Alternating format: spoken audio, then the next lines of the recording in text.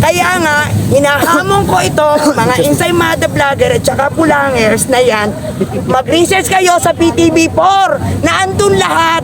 Ang nagawa ni Pangulong Duterte, baka malula kayo. Hindi na pwedeng isa-isahin, i-research nyo lang yun. Nakalagay doon, Duterte Legacy, lalabas lahat yun, mga pulangers at saka mga Ensaymada. Alam naman nila yan. Kahapon kasi nakita kita na galit ka doon sa ilan sa mga Marcos vlogger na pumunta nga po dito. Bakit gano'n na lang yung galit mo sa kanila? Siyempre, paano hindi kami magagalit? Welcome na nga sila dito, di ba? Pinababayaan na sila mag-live, pinababayaan na sila mag-upload, pero ang hindi maganda sa ginagawa nila, nag-upload sila na mali doon sa tunay na nangyari. Alam naman namin yun dahil nakikita namin na ina-upload nila. So, kinukumpronta namin. Yan ang hindi namin matay. Ngayon, sunog na naman siya kagabi. Umami naman siya Na alin? Umami siya na talaga nag-upload siya. Umami naman siya na talaga nag-upload siya na ganun kaya sunog siya. Wala siya. Alam nyo, kahit sino iparibat nyo sa akin ng Ensaymada, ako ang paribatin nyo sa kanila kasi alam ko kasi ang nangyayari Kaya wala silang may sila sa amin. Wala silang maibabato sa akin na, hindi totoo yan. May mga ebidensya. Kagaya nung una nirebat namin, sabi niya, ang ina-upload daw niya kay Sara. Ina-upload mo nga kay Sara. Ang problema, yung title mo, iba yung intindi ng mga viewers doon sa wala daw siyang binago sa video. Sabi ko, alam ko yon, wala kang binago. Pero tingnan mo ang title mo. Malayo doon sa video, di ba? Sinahingi naman siya ng sorry. Ngayon, bati na kami. Pero sa palagay mo, ano kayang reason bakit nandito sila at pumupunta sila dito? Isa lang yan. Wala na sila ma-content sa poon nila. Yun lang yun. Dahil alam nila ang totoo na ang poon nila ay sinungaling. Sinungaling pa at baliw. Yan yun. Wala na sila may content kaya sila pumupunta dito. Wala na yan. Hindi na yan. At saka, alam nila sa sarili nila na nakakayang i-content ang poon nila kasi nga hindi nga totoo yung i-content nila Alam nila yan dahil lalo na yung mga nangyayari sa kay OJC. Alam nila yan. Kaya nga sila nagiging trolls Kasi alam nila yan Alam nila yan na talagang ang puon nila ay marami ng pananagutan sa bayan. Yan lang. Sa pagkakaalam ko kasi itong mga pumupunta dito, mga dating Duterte vlogger din ito. Sa palagay mo kaya ito mababaliktad tong mga to sa pagdating ng panahon? Babaliktad yan.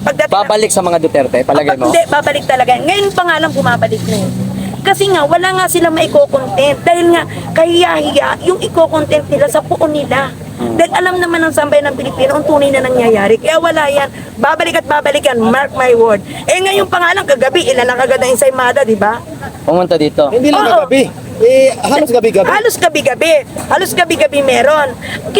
Ito pa ang magtindi kagabi Tapos ng issue, binalikan kami. Binalikan kami ng Ensaymada. Kinumpronta namin. Ang sabi? Umami naman siya na talaga nag-live siya Dahil tapos na nga daw. Sabi ko, hindi ganun. Huwag kang mag-live nang tapos na kasi yung viewers mo, mag-expect doon na wala talaga nanonood. Yun ang point ko. Mag-upload kayo at mag-live kayo sa tama. Welcome nga kayo lahat dito diba? Pinigil nga lang kami ni Bista kagabi.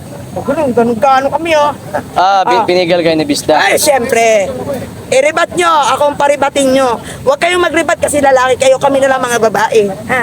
Pero bakit mas pinili mong sumuporta sa mga Duterte instead kay Marcos? Okay, Marcos. Dati na talaga ako kasi kami yung tinatawag na switch to isko. PDS, switch to isko. Kasi nung time na si Banat Bay, di ba nanonood kami lagi, ganon. So, it's time na mag-switch to isko. Sabay-sabay kami. Pero DDS.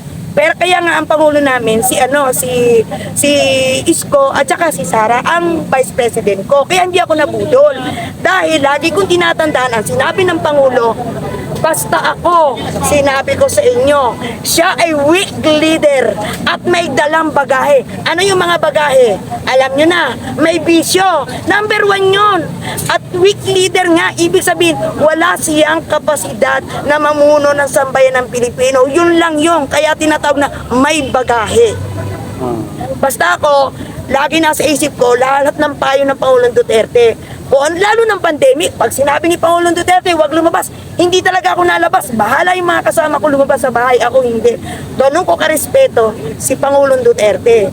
Yan. Ano yung masasabi mo? Sinasabi ng mga Insaymada vlogger, mga pulahan vlogger na mas may nagawa daw si Bongbong Marcos kaysa kay former president. Ay, teka muna. Baka ako'y matumba. Anong may nagawa?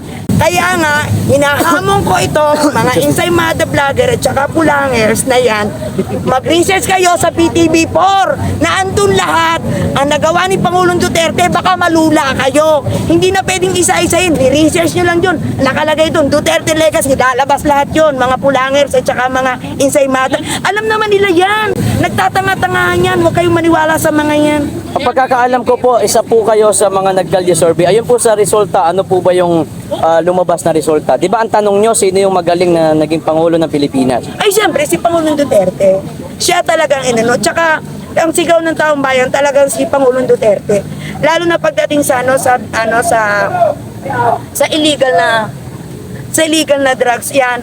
Yun yung gustong-gusto ng taong bayan kasi nalinis eh. Nalinis niya. So ngayon bumalik na naman. Ngayon ang bentahan o FYI ha, mga pulangers at saka mga Insaymada. Ngayon, ang bentahan sale, hindi for sale. Sale ha, sale. Dahil alam niyo kung bakit sila sale? Sa dami nagbebenta, kanya-kanya silang diskarte. Alam ko yan. Dahil kami nakatira sa Taguig, alam ko yung mga kalakaran dyan. O ano pa itatanong niyo? Ang Taguig ba nakakaramdam ng flood control ni Bongbong Marcos? Ay, wala! Binaha nga doon, nag-live nga ako eh. Walang. At saka hindi, inamin naman ni yung sa NEDA natin, anong pangalan nun? Si Arsenio Balisacan na walang 5,500 na flood control. Wala, nga. Yan, wala talaga, inamin niya. At saka, wala na talagang pera ang Pilipinas. Alam namin yan at may nagsabi. Bago siguro umalis siya doon sa palasyo, alam niya na talagang walang pera. Kaya siguro nasabi, wala na. Talagang na. Kaya nga, di ba hindi nyo napasin, humuhugot na siya ng mga pondo, kagaya na sa PhilHealth, ilalagay sa ang program fund. Ba't mo ilalagay? Doon pera ng taong bayan yun, di ba? Yun. Ito pa isa, ang national irrigation ngayon. Pamumunuan na ng Pangulo. Bakit mo pamumunuan? Anong gagawin mo sa pondo? Yun number 1. Isa pa to. Yung ngayon nangyayari ngayon sa multinational, ano ba yung nakatira doon? Mayayaman tao. Anong ginagawa? Kinugkog na ngayon. Ang dami mga pulis na nagbarikada. Hindi na ba sila? At saka, eto pa, kung nanonood kayo ng live dito, yung isang OFW, matalino, saludo ko sa kanya, alam niyo kung bakit. Did you think na ang mga Marcos babalik sa posisyon dahil sa bayan? Hindi. Eto, alam niyo kung bakit sinabi niyang hindi. Maghihiganti. Tama, nangyayari na. Kukuhanin isa-isa ang kanilang yaman. Nangyayari na, di ba? Yan yun. Wala talaga sila na balak na mamuno sa bayan at dinggin ang hinaing ng sambayan ng Pilo. Wala yan. Wala sa kanila. May pa-concert nga eh. May pa-concert nga ngayon eh. 5:30. Ngayon. Ngayon yun, di ba? Sa Marcos Stadium. Isipin mo pa ha. Ang kakapal nga ng mukha, pera ng taong bayan, Tapos, ang pagkain natin dito, simple lang, lalaitin pa nila. Etong mga trolls na to, may kalalagyan to. Tandaan yung mga trolls kayo, hanggang dyan lang kayo sa comment. Pero pag naningin ng sambayanan, tingnan nyo kung anong mangyayari. Hindi kayo magsisisi. Talagang iiyak kayo. Yan ang sinasabi ko sa inyo. At saka tingnan nyo ha, kahapon, nandito tayo, may nagrally pala doon sa sa Kongreso. Ano ang sinisigaw? Isauli daw ang pork barrel. Alam niyo kung bakit sila nagkaganyan?